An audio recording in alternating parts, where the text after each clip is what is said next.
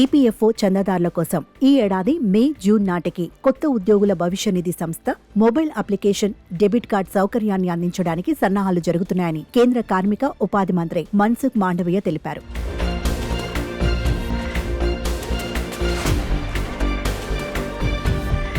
EPFO 3.0 కోసం ఇప్పటికే ఉన్న ఈపీఎఫ్ఓ 2.0 ఐటీ వ్యవస్థను అప్గ్రేడ్ చేస్తున్నట్టు ప్రకటించారు. ఈపీఎఫ్ఓ 3.0 యాప్ మే జూన్ నాటికి ప్రారంభించే అవకాశం ఉందని స్పష్టం చేశారు. ఈ యాప్ ద్వారా చందాదారులు బ్యాంకింగ్ సౌకర్యాలను పొందవచ్చని, ముఖ్యంగా విత్డ్రా చేసుకోవడం మరింత సులువవుతుందని పేర్కొన్నారు. ఈ సౌకర్యాలను వినియోగదారులకు అందుబాటులోకి తెచ్చేందుకు ఆర్బీఐ, ఆర్థిక మంత్రిత్వ శాఖల మధ్య చర్చలు కొనసాగుతున్నాయి.